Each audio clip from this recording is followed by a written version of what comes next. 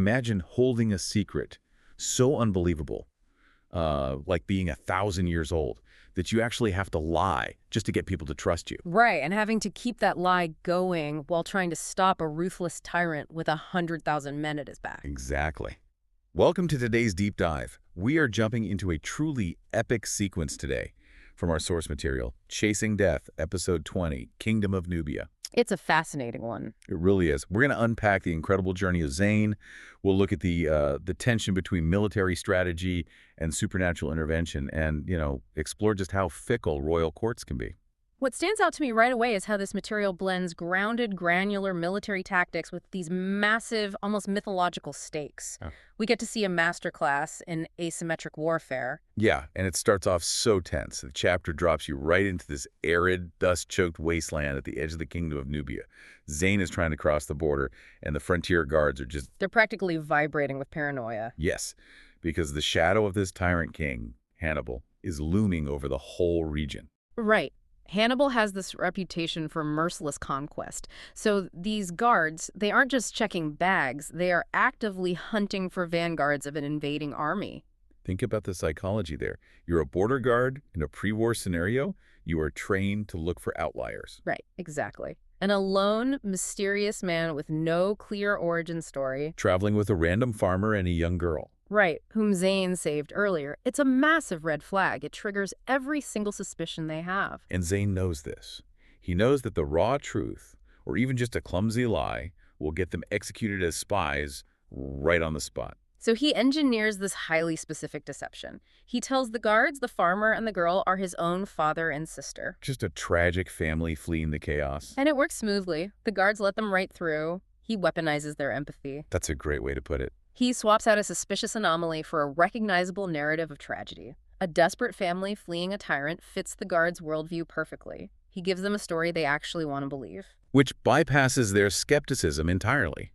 It's a brilliant psychological shield. It really is. So once they are past that danger zone, Zayn parts ways with the farmer and his daughter, and he rides alone toward the capital city, Kerma. And the sensory whiplash here is wild. Oh, it's intense.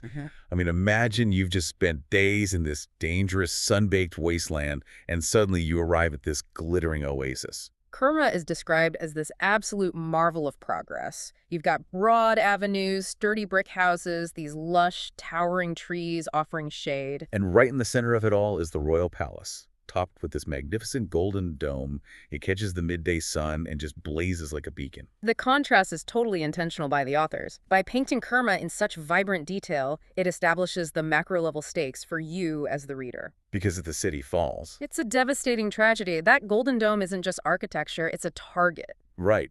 Which is exactly why Zayn's infiltration of the royal court is so critical. He can't just warn the city guards. He has to speak to the actual architect of the city's defense. The queen. Yeah. He demands an audience, claims he brings a grave message from the land of Eilat, meant only for her. And his bearing is so commanding that he actually gets a meeting in a jasmine-scented garden. But here's the massive hurdle. When he finally stands before the queen, she asks for his name and his background. And what's he going to say? I'm a 1,000-year-old immortal. Right, he'd be thrown in an asylum. Or executed for madness. So he crafts another very specific lie. He tells her he is an exiled descendant of an ancient line of Egyptian pharaohs. The political calculus behind that lie is fascinating. He needs the queen to trust his strategic advice, which requires authority. And claiming to be a descendant of pharaohs provides that verisimilitude. Exactly. It perfectly explains his noble bearing, his refined manner of speaking, and his deep knowledge of geopolitics, all without asking her to believe in the supernatural. He frames it in a political reality she understands. He says he served in Hannibal's court. The tyrant wanted his life because of his royal blood, and he barely escaped. It's a functional deception. He gives her a structural truth, that he is a man of high authority, fleeing a tyrant wrapped in a palatable fiction. And it works. It secures him sanctuary, and he delivers his intelligence. And the intel is terrifying. Hannibal is dealing with a brutal famine right now, but the second the rains return, he's marching on Kerma with 100,000 men. And the detail that sends the court into an absolute panic is that Hannibal is bringing a specialized corps of war elephants. For an isolated kingdom like Nubia, war elephants aren't just heavy cavalry, they are psychological weapons. Like mythical monsters. Exactly. Historically, the introduction of elephants to a battlefield caused sheer panic. They shatter infantry lines and break morale before a single sword is swung. But amidst all this panic, Zayn remains completely cool. Over the shouting of the court ministers, he lays out a defense plan that flips the script. He tells them not to fight the elephants head-on. Right. He tells the queen to dig a massive, deep trench entirely around the city gates. Then fill that trench to the brim with combustibles.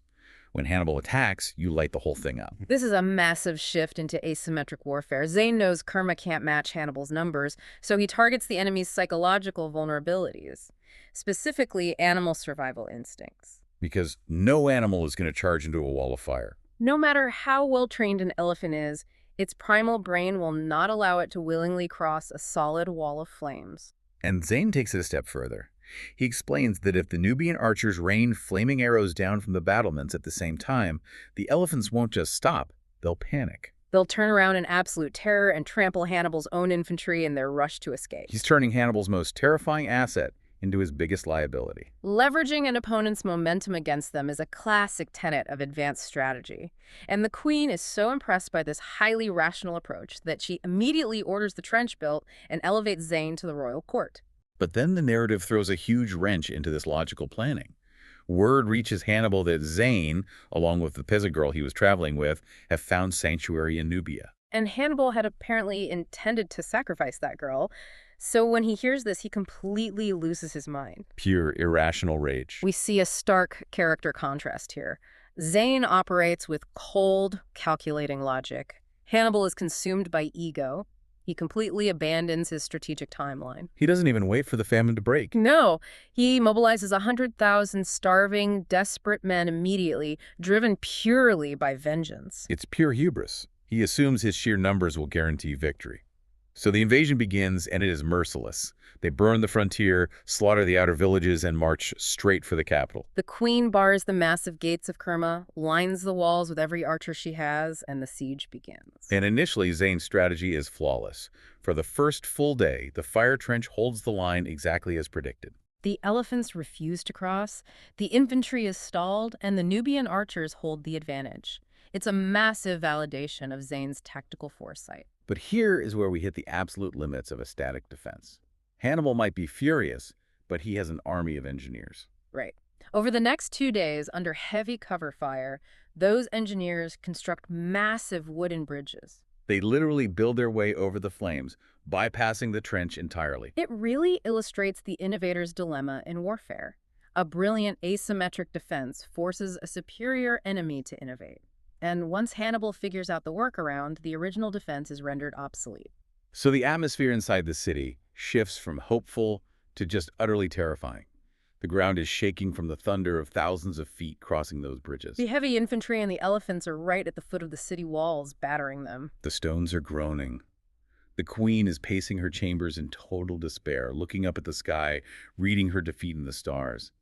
Zayn's earthly strategy has hit its limit. The city is hours away from a massacre. Human effort has done all it can, and this creates the necessary vacuum for the narrative's massive pivot. Shift to the supernatural. Exactly. Zayn finds the queen weeping on her throne, and he tells her not to despair. He promises her that the tide will turn by dawn, and that heavenly fire will descend. And the queen looks at him like he's lost his mind, right? She asks if he is some kind of magician. But Zayn explicitly denies being a magician. He says, "I am a man of faith. I trust in the divine." That response is crucial to understanding him. He strips away his own ego. Unlike Hannibal, who thinks his power is absolute, Zayn recognizes his limitations. He surrenders to a much higher authority. So the next morning, the final assault is apocalyptic. Elephants are slamming into the gates, the walls are swaying, soldiers are dying in the smoke. And amidst this total chaos, Zayn climbs to the highest, most exposed roof of the palace. He stands there completely alone, arrows raining down around him, turns to the east, and calls out into the heavens. Oh, spirit of Anya. Yes. He begs for aid, pleading that an innocent kingdom is being devoured by a monster. And he doesn't just call out once, he calls out 7 distinct times into the void. And on that 7th cry, the response is staggering. The narrative describes a booming, otherworldly laugh rolling through the clouds like distant thunder. The spirit of Vanya speaks with a voice like the grinding of mountains. It acknowledges Zayn's call and declares it will take great pleasure in punishing the bandit king. The sky just splits open. A bolt of lightning, more brilliant than the sun, strikes the dead center of Hannibal's army. Followed by a relentless storm of what the text calls liquid fire. We escalate instantly from flaming trenches to celestial annihilation. The sheer scale of this destruction completely resets the balance of power. Those war elephants are driven completely mad by the supernatural lightning. It's exactly what Zayn predicted earlier, but on a catastrophic scale. The elephants turn and flee from the liquid fire, but this time they are trapped among 100,000 soldiers. They trample Hannibal's own heavy infantry into the earth. It is an absolute chaotic rout. By noon, half of Hannibal's massive army is simply gone, wiped off the map in a single hour. And the surviving soldiers just scatter into the wasteland. Hannibal himself is forced to sit on his horse and watch his mighty host get reduced to ash. The psychological shattering of his pride is absolute. He flees alone into the desert. It is a profound humbling.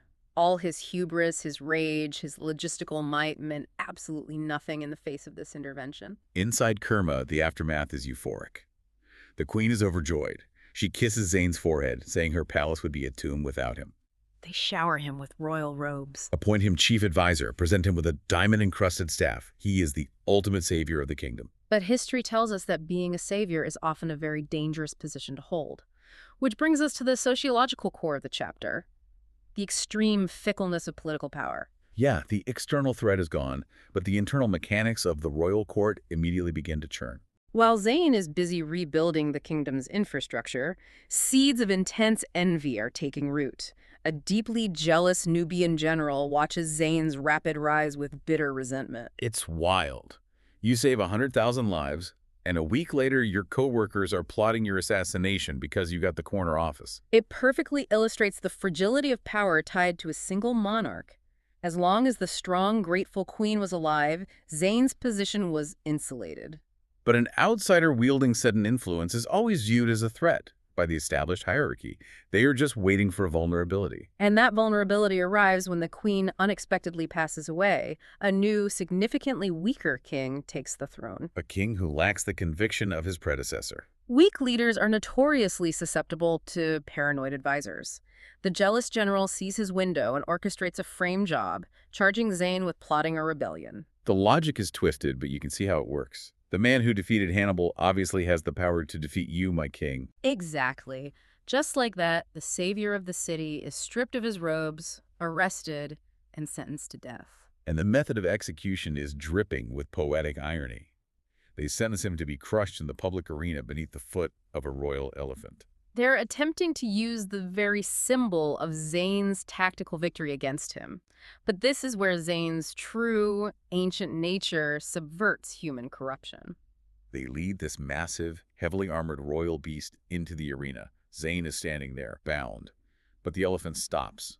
It doesn't charge. It looks down at Zayn, and the narrative notes it regards him with an ancient, knowing gaze.